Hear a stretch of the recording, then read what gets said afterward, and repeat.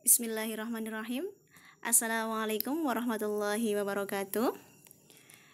Semoga kita semua dalam keadaan sehat jasmani dan rohani ya. Mari kita doa bersama-sama semoga corona dari bumi ini cepat musnah. Amin Allahumma amin. Ya, pada kesempatan kali ini kita akan membahas terkait nikah. Ini insya Allah manfaat ya untuk para calon pengantin dan para jomblo-jomblo yang hendak akan menikah ya. Kita akan menelaah terkait pengertian nikah, terus dasar hukumnya itu apa, prinsipnya bagaimana, dan fungsi menikah itu sebenarnya apa sih, serta tujuan dan hikmahnya. Jadi tujuan kalian menikah itu apa ya, kita menikah itu apa sebenarnya, buat apa kita menikah sebetulnya, dan hikmahnya itu bagaimana, dan prinsipnya bagaimana, kita akan bahas di sini ya terkait pernikahan ya. Kita masuk ke pengertiannya terlebih dahulu. Pengertian dari pernikahan itu sendiri atau nikah ya, atau kalau bahasa Jawanya kawin ya. Ya, nikah di sini bahasa itu al-jamu al-damu, kumpul ya, jelas. Tapi bukan asal kumpul ya di sini ya. Makna nikah itu adalah zawaj atau aqdu al-tazwij ya, akad nikah seperti itu. Makna lain dari nikah itu sendiri ya, wat'u al-zaujah, jadi menyetubuhi istri. Jadi selain berkumpul, selain ada akad nikah juga diperbolehkannya menyetubuhi sang istri seperti itu. Makna nikah ini adalah akad atau ikatan, karena dalam suatu proses pernikahan terdapat ijab dan qabul ya, seperti itu. Jadi ada akad tadi itu sendiri ya, zawaj atau aqdu al tazwij itu sendiri, itu makanya ada akad atau ikatan itu sendiri seperti itu. Kalau dalam pasal 1 Undang-Undang Nomor 1 Tahun 1974 itu sendiri ya, perkawinan ini adalah ikatan lahir batin antara seorang pria dengan seorang wanita sebagai suami istri, dengan tujuan membentuk keluarga atau rumah tangga ya, yang bahagia dan kekal berdasarkan ketuhanan yang Maha Esa, seperti itu. Ini dalam pasal 1 ya, Undang-Undang Perkawinan tahun 1974. Kita lihat pasal 2-nya. Pasal 2 ayat 1 dan pasal 2 ayat 2. Pasal 2 ayat 1 ya. Perkawinan adalah sah apabila dilakukan menurut hukum masing-masing agamanya dan kepercayaannya itu. Jadi semisal pernikahan itu dilakukan oleh agama yang berbeda dan kepercayaan yang berbeda, itu berarti udah jelas tidak sah menurut undang-undang yang ada di Indonesia, sedangkan kita juga hidup di Indonesia. Jadi kalau kalian menikah dengan yang berbeda agama ataupun beda kepercayaan, berarti itu tidak dilindungi oleh hukum atau tidak sah. Ini menurut undang-undang atau menurut pasal 2 ayat 1 Undang-Undang Perkawinan 174 seperti itu ya. Pasal 2-nya, tiap-tiap perkawinan dicatat menurut peraturan perundangan yang berlaku. Jadi tidak hanya pernikahan yang masing-masing itu seagama sama kepercayaan aja, tapi juga harus dicatatkan ya. Jadi harus resmi ya, KUA seperti itu ya, bukan nikah yang hanya dengan kiai yang dikenal dengan nikah sirri. Jadi kalau ingin menikah diakui oleh negara, kalian harus selain seagama atau kepercayaannya masing-masing juga harus dicatatkan seperti itu ya. Ini termasuk pengetahuan ya buat kalian semua yang mau menikah ya. Mantapkan dulu ya, kalau yang mau menikah jangan asal nikah seperti itu ya. Jadi perlu dicatatkan ya, seperti itu. Kita masuk ke dasar hukumnya ya. Ini banyak banget dasar hukum terkait perkawinan ya, yang sering keluar juga di undangan ya, seperti itu. Jadi nanti kalau kalian mau menikah bisa lah memasukkan ini, surat Ali Imran, surat Al-Anbiya, Ar-Ra'd ya, An-Nur, An-Nisa, Ar-Rum, At-Taubah, Az-Zariyat, Yasin, An-Nahl, An-Nisa. Kalian bisa memasukkannya di situ sebagai pembuka dalam undangan kalian kelak kalau mau menikah seperti itu ya. Kalau sekarang belum bisa ya, karena masih ada corona ya yang menghantui kita semua seperti itu ya. Pasal 8 Undang-Undang Nomor 1 Tahun 1974 juga ada tentang perkawinan ya, di situ dijelaskan. Pasal 39 sampai 44 kombinasi hukum Islam itu juga menjelaskan terkait macam-macam atau tentang perkawinan itu sendiri, itu dijelaskan. Kalian bisa buka sendiri di situ nanti ya, seperti itu. Dalam Al-Qur'an surat Ar-Ra'd di situ udah jelas ya. Tadi kalian bisa buka sendiri di situ. Kalian nanti kalau mau bikin undangan boleh pakai bahasa Arabnya, boleh pakai artinya ya. Ini bisa juga untuk mempercantik undangan kalian ya, lebih cantik seperti itu. Dengan hadis atau dengan nas ya, nas Al-Qur'an seperti itu. Ya, kita ambil contoh yang surat An-Nisa ayat 22 ya. Dan janganlah kamu kawini wanita-wanita yang telah dikawini oleh ayahmu, terkecuali pada masa yang telah lampau. Sesungguhnya perbuatan itu amat keji dan dibenci Allah, dan seburuk-buruknya jalan yang ditempuh. Jadi tidak boleh mengawini wanita yang telah dikawini oleh ayahmu. Siapa itu? ibumu, seperti itu tidak boleh untuk dikawini seperti itu. Surat An-Nisa ayat 23 ya, diharamkan atas kamu mengawini ibu-ibumu, anak-anakmu yang perempuan, saudara-saudaramu yang perempuan, saudara-saudaramu saudara-saudara bapakmu yang perempuan, saudara-saudara ibumu yang perempuan, anak-anak perempuan dari saudara-saudaramu yang laki-laki, anak-anak perempuan dari saudara-saudaramu yang perempuan, ibu-ibumu yang menyusui kamu ya, sepersusuan itu ya, saudara perempuan sepersusuan, anaknya ibumu pun tidak boleh yang menyusui kamu pun tidak boleh untuk dinikahi, ibu-ibu istrimu, mertuamu itu sendiri juga tidak boleh dinikahi, anak-anak istrimu yang dalam pemeliharaanmu dari istri yang telah kamu campuri. Jadi di sini bisa istri aslimu atau istri poligami juga bisa, tapi itu pokoknya udah digauli dan anaknya itu tidak bisa untuk dinikahi. Tetapi jika kamu belum campur dengan istrimu ya, yang telah dan sudah kamu ceraikan, maka tidak berdosa kamu mengawininya, seperti itu ya. Dan diharamkan bagimu istri-istri anak kandungmu atau menantumu ya, menantu dan belas tidak boleh untuk dinikahi, dan menghimpunkan dalam perkawinan dari dua perempuan yang bersaudara, kakak adik dinikahi dalam satu waktu, itu juga tidak boleh, kecuali yang telah terjadi pada masa lampau. Sesungguhnya Allah Maha Pengampun lagi Maha Penyayang. Seperti ini dalam surat An-Nisa ayat 23 seperti itu ya.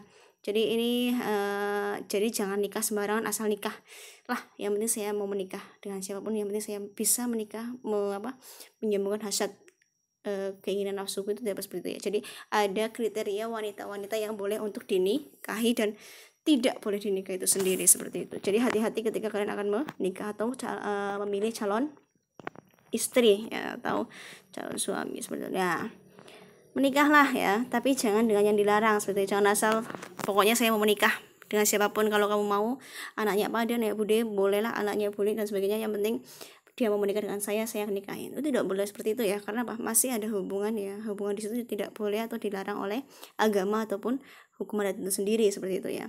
Jadi ada kriteria yang dilarang untuk sementara dan dilarang untuk selamanya, seperti ya. Jadi mu'abbad itu untuk selamanya dilarang. Jadi tidak boleh dinikahi untuk selamanya. Contohnya itu kekerabatan ya, hubungan akan kekerabatan, hubungan pernikahan atau sepersusuan itu untuk selamanya tidak boleh untuk dinikahi. Contohnya seperti ini, kekerabatan nasab dan hubungan kekerabatan dengan laki-laki, seperti itu. Jadi kakakmu yang laki-laki atau adikmu yang laki-laki itu tidak boleh untuk dinikahi, seperti itu ya. Jadi pernikahan semisal hubungan musyawarah ya, ibu tiri, ayah tiri, mertua, anak tiri itu tidak boleh untuk dinikahi, seperti itu ya. Ini pokoknya ada hubungan dari ibu tiri, ayah tiri, mertua, anak tiri itu tidak boleh untuk dinikahi, seperti itu. Sepersusuan, ibu susuan, anak susuan, saudara sepersusuan, bibi susuan, paman susuan, itu udah jelas dilarang untuk dinikahi, seperti itu. Muakot dilarang tapi untuk sementara ya, ini boleh ya. Jadi ada dua macam seseorang yang boleh dinikahi untuk sementara dan untuk selamanya itu tidak boleh untuk dinikahi, seperti itu. Ya, kita masuk ke yang muakot ya di sini. Satu itu mengumpulkan dua wanita yang bersaudara, itu jelas tidak boleh untuk dinikahkan atau dinikahi, kecuali saudara itu dipisah. Jadi dinikahi wanitanya satu itu baru boleh ya untuk sementara. Wanita yang dalam perkawinan laki-laki lain itu jelas tidak boleh untuk dinikahi. Tapi ketika wanita udah cerai dengan laki-lakinya, itu baru untuk boleh dinikahi, seperti itu. Wanita yang ditalak 3 ya, itu tidak boleh untuk dinikahi lagi, seperti itu ya. Wanita yang sedang menjalani masa iddah, tapi nanti kalau udah masa iddahnya udah habis, dia boleh dinikahi, karena itu muakot maksudnya. Karena apa? Tidak boleh dinikahi dalam waktu yang sementara, seperti itu. Kawin dengan pezina ini jelas tidak boleh ya, tapi ketika pezinanya udah insaf atau taubat, itu boleh dinikahi. Perkawinan beda agama ya, perkawinan beda juga tidak boleh, tapi ketika satunya tunduk kepada agama yang satunya, itu menjadi satu agama, itu baru bisa untuk dinikahi atau bisa menikah, seperti itu. Larangan karena ikhram jelas ya, tapi nanti kalau setelah ikhram dia boleh untuk dinikahi. Mengawini lebih dari 4 orang wanita, ini jelas karena apa? Aturan yang ada di Indonesia itu sendiri maksimal itu 4 orang untuk berpoligami ya. Jadi jelas ya, kita boleh menikah tapi tidak boleh dengan wanita-wanita yang dilarang atau saudara-saudara yang dilarang. Karena apa? Ini udah jelas aturannya ya. Ada muabat dan ada muwaqat. Hubungan kerabatan pernikahan atau sepersuan, dan ada hubungan yang ini disebutkan tadi yang mengumpuli wanita yang dua wanita yang pokoknya ini yang tadi yang 8 ini tidak boleh boleh dinikahi ya. Tidak boleh tapi untuk sementara. Tapi kalau yang kekerabatan pernikahan sepersusuan itu untuk selamanya tidak boleh untuk dinikahi, seperti itu. Jadi hati-hati ya, jangan sembarangan memilih calon untuk menikah. Kita masuk pada hukum melakukan perkawinan ya. Kalau jumhur ulama udah jelas menghukumnya sunnah ya, sunnah seperah agamamu gitu ya. Kalau golongan Syariah itu wajib ya, wajib untuk menikah. Kalau Malikiyah ini berpendapat saya wajib, sunnah dan mubah. Jadi bisa wajib, bisa sunnah, dan bisa mubah. Kalau Al-Jaziri itu ada hukum masyarakat masuk semuanya ya, wajib, haram, makruh, sunnah, dan mubah. Wajib ketika apa? Wajib ketika orang itu mampu, mau, dan dikhawatirkan tergelincir pada zina. Mending dia menikah. Karena apa?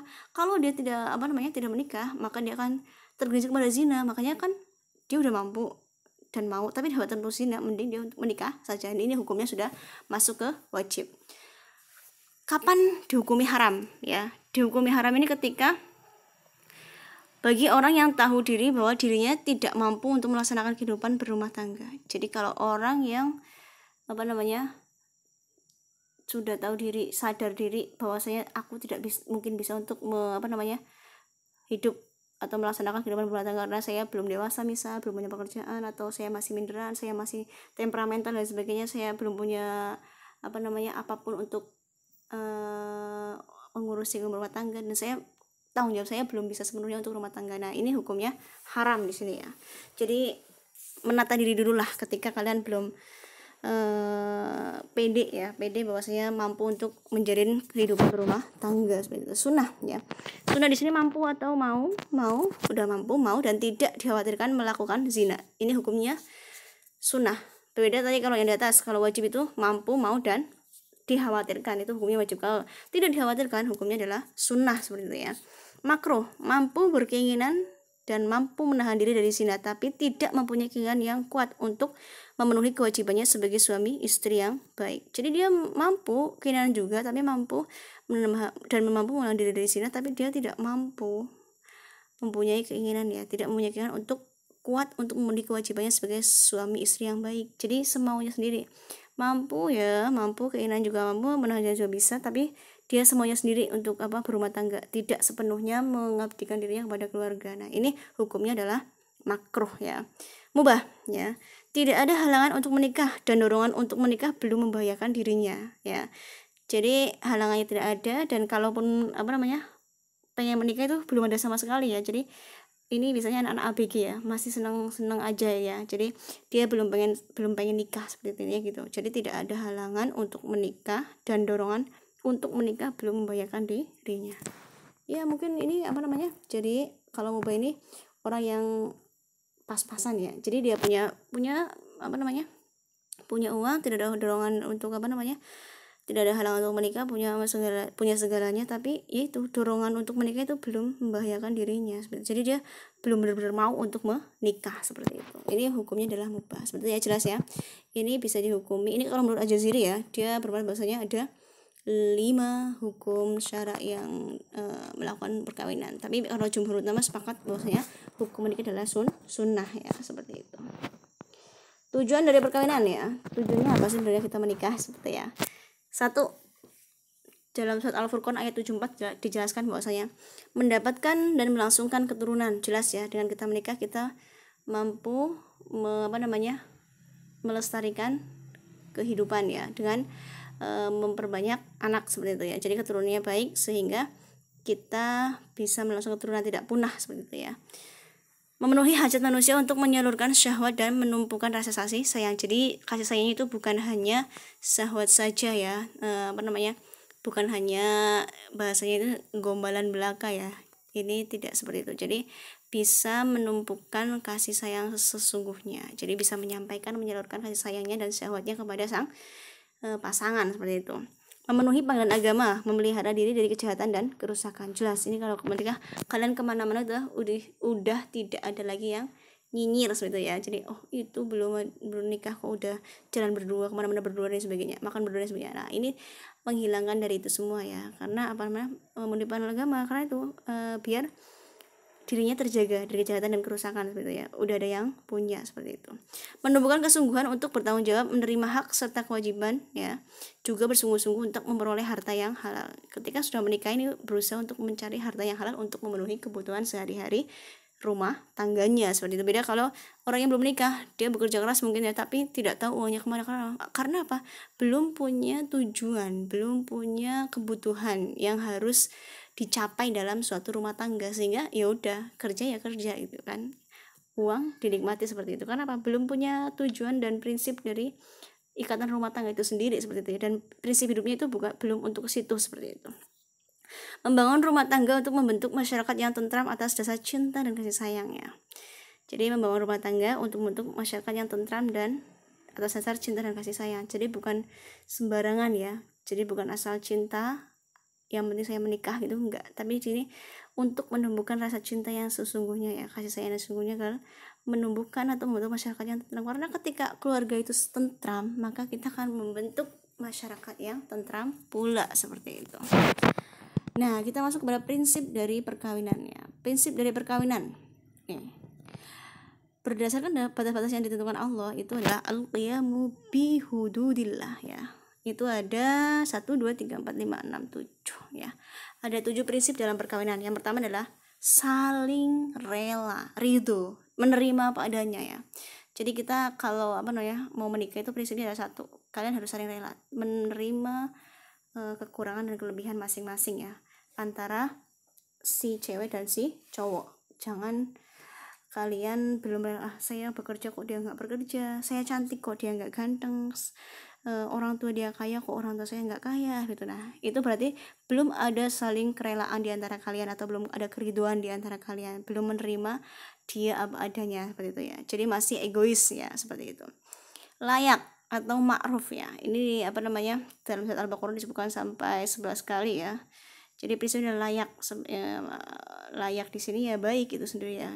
Kamu berharap atau kamu melihat atau kamu menganggap atau kamu merasakan dia yang terbaik dan saya juga yang terbaik untuk dia seperti itu ya.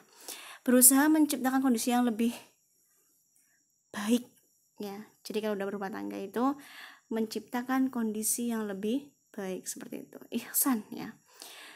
Jangan sekarpe dewe. Jadi apa-apa itu harus didiskusikan seperti itu, menciptakan kondisi yang lebih baik. Jadi kalau yang biasanya pulang malam, berarti sekarang udah nggak bisa lagi pulang malam, karena udah punya rumah tangga. Yang biasanya makan semuanya sendiri, sekarang udah bisa harus dijaga bagaimana kapan harus makan bareng, kapan harus makan di luar seperti itu. Tulus, nihlah di sini adalah tidak menuntut ya. Jadi saya memberikan cinta dan kasih sayang kepada sang istri, tapi sang suami juga tidak menuntut sang istri memberikan cinta dan kasih sayangnya, tapi keduanya saling memberikan ya, tulus saling memberi, nihlah ya. Jadi saling memberikan, bukan saling menuntut. Saya memberi, bukan juga saya harus menerima seperti itu ya. Jadi harus saling nihlah, tulus, saling memberi, sama-sama saling memberi. Karenanya apa? Akan mendapatkan ketulusan di situ ya. Ini prinsip dari perkawinan, tulus ya.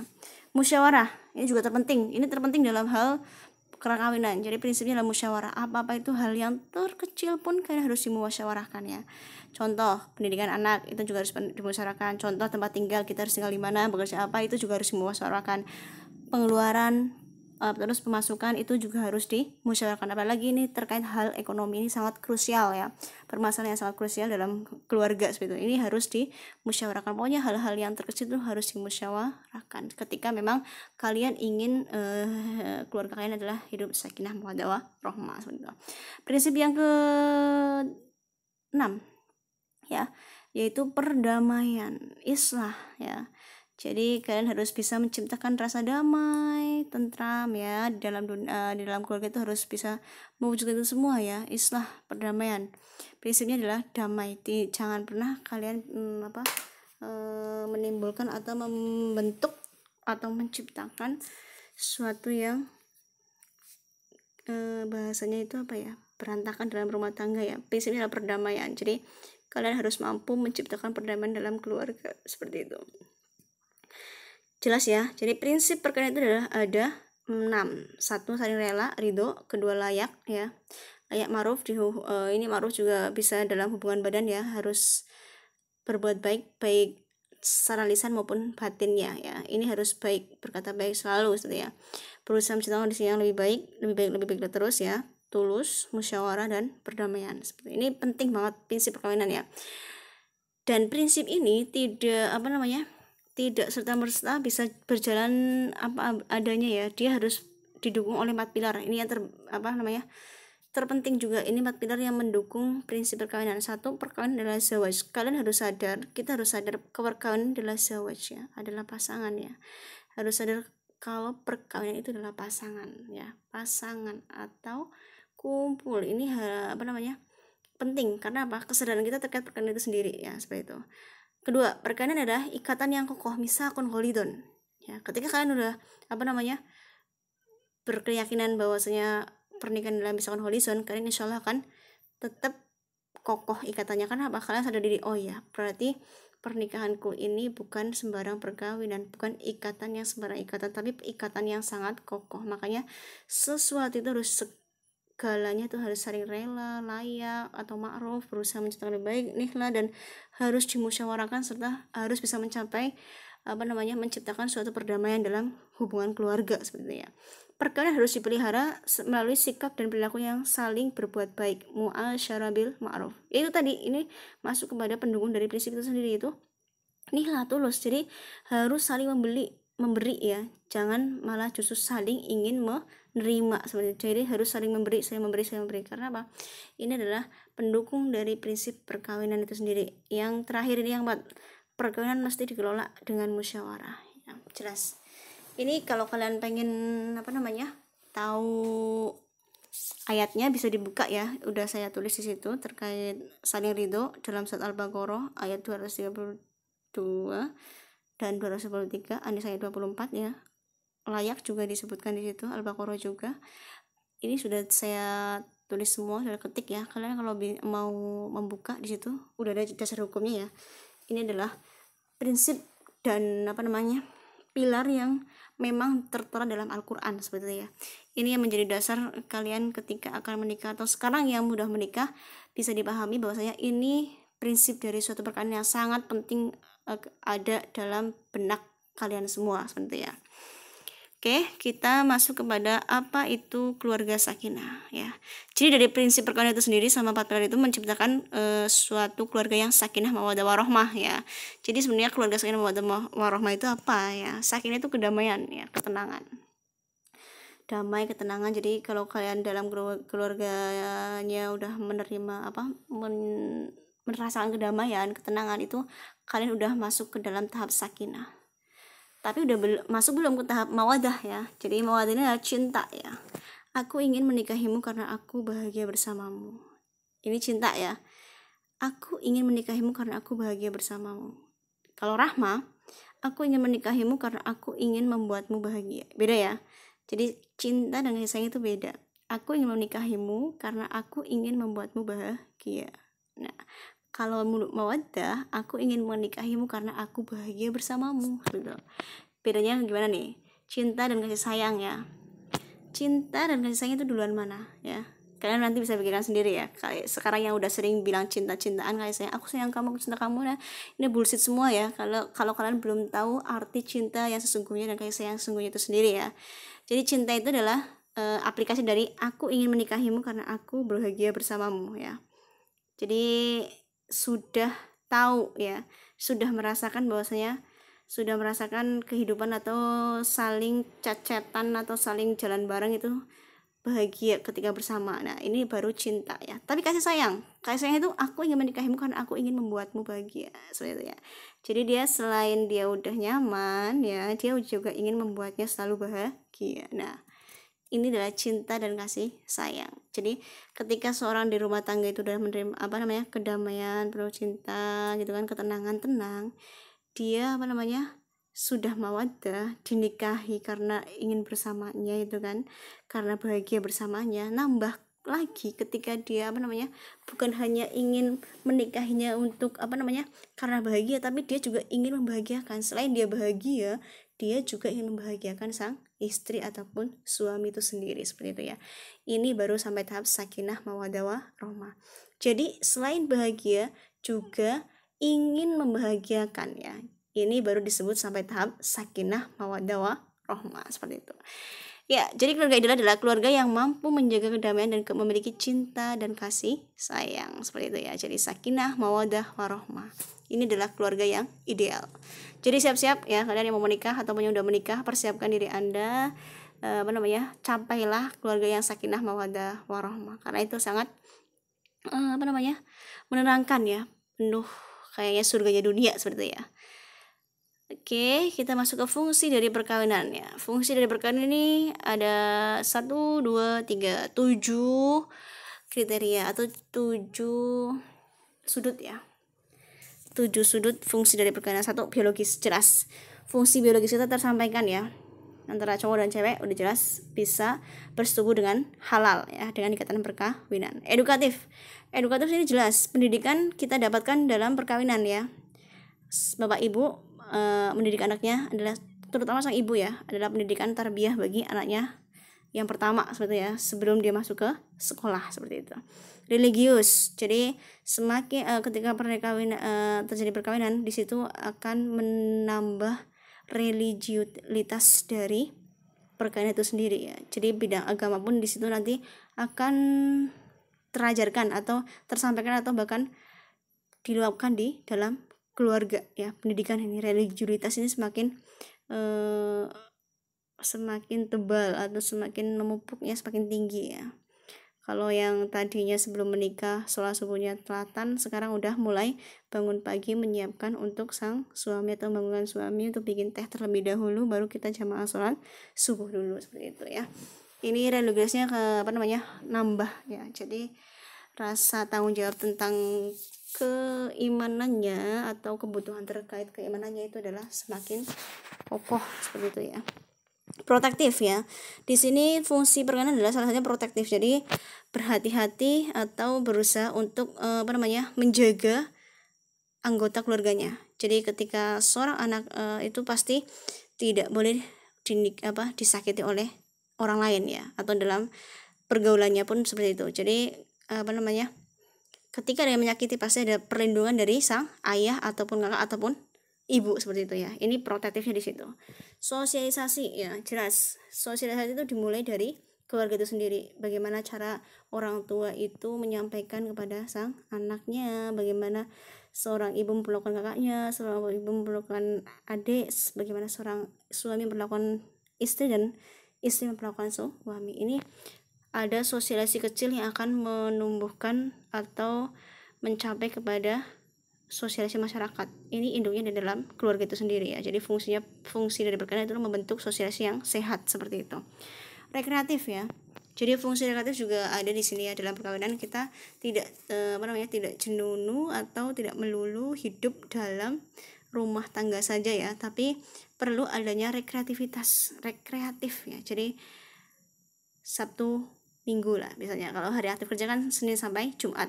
Anak sekolah juga biasanya Senin sampai Jumat atau bahkan Sabtu ya minggunya kita perlu rekreatif, walaupun di rumah tidak harus jalan-jalan keluar rumah ya, bisa di rumah, yaitu dengan cara ya memberikan waktu quality time bersama keluarga tanpa memegang gadget dan sebagainya, karena menghabiskan waktu bersama keluarga, masak bareng lah, sebagainya lah, nonton TV bareng lah, atau nyanyi bareng lah. Nah ini karaokean bareng di rumah dan sebagainya, olahraga bareng di rumah, itu termasuk dalam rekreativitas. Jadi ada kreativitas di situ ya, dalam keluarga itu sendiri, seperti itu, menumbuhkan itu sendiri. Fungsi perkawinan ya, ekonomis, jelas. Ekonomis di sini keuangan akan lebih termanage oleh sang ayah dan ibu, seperti itu ya, tidak sembarang. Ketika belum menikah pasti jelas fungsi ekonomisnya adalah semuanya sendiri, pengen apa dibeli, pengen apa dibeli, pengen apa beli. Tapi ketika sudah menikah, udah punya anak, itu semuanya udah termanage. Ini untuk biaya kuliah, ini untuk biaya sekolah, ini untuk biaya rumah tangga, untuk biaya keperluan alat-alat mobil dan sebagainya yang rusak ketika ini. Nah itu udah ada anggaran tersendiri ya, udah ada termanage di situ, anggaran-anggarannya harus dikelola, seperti itu. Perkawinan bukanlah sekedar menghalalkan percintaan ya, tapi lebih dari itu juga memenuhi kebutuhan-kebutuhan pasangan, baik yang sifatnya sosiologis, psikologis, biologis, dan ekonomis. Itu harus dipenuhi semuanya. Jadi siap-siap, terutama bagi yang laki-laki ya, harus mempersiapkan diri. Karena apa? Sebagai imam kalian harus bisa memanage atau bisa mengelola fungsi dari perkawinan itu sendiri, seperti itu ya.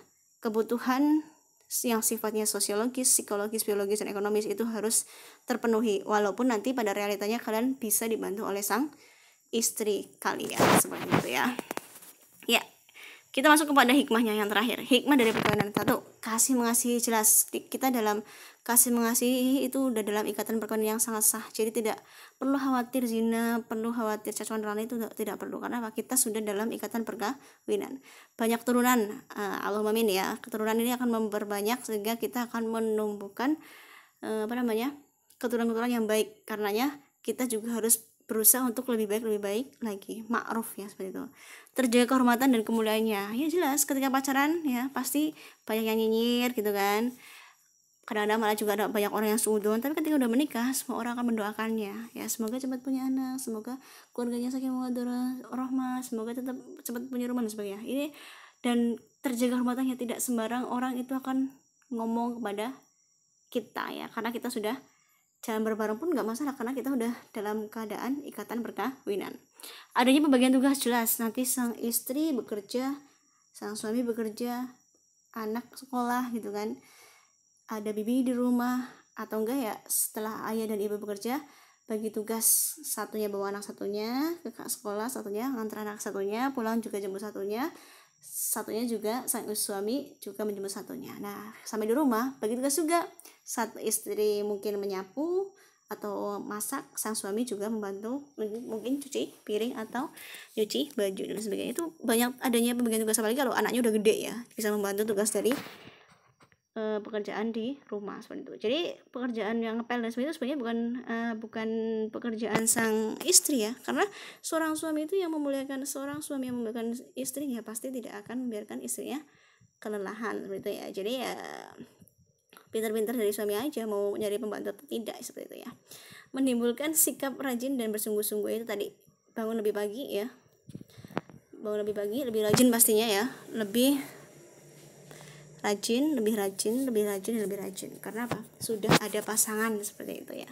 Memperteguh kelanggengan rasa cinta antara keluarga, memperkuat hubungan masyarakat yang memang oleh Islam direstui, ditopang dan ditunjang. Jelas ini akan sosialisasi antara keluarga dan masyarakat itu akan menjadi lebih nyaman ya, seperti itu, karena dengan rasa cinta dan antara keluarga tumbuhnya naluri kebapaan dan keibuan. Jelas ini ketika udah pernikahan, udah nikah, udah punya, pasti secara otomatis tumbuh ya, secara natural ya, kebapaan dan keibuan itu pasti tumbuh, seperti itu ya.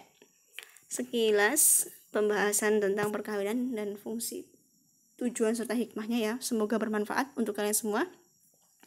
Dan jangan lupa yang belum subscribe ya, kalian udah terlanjur nonton video ini dan semoga bermanfaat dan semoga juga memberi kemanfaatan bagi saya ya. Silakan subscribe, loncengnya juga, komentar sama like-nya ya, jangan lupa ya.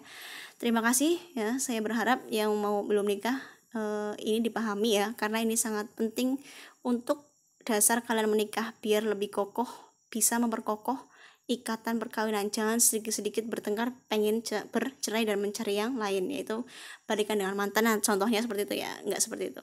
Saya berharap kalian akan menjadi menumbuhkan atau membentuk keluarga yang sakinah mawaddah warahmah ya, sampai dunia dan akhirat, seperti ya. Allahumma amin. Sekian dari saya, wassalamualaikum warahmatullahi wabarakatuh.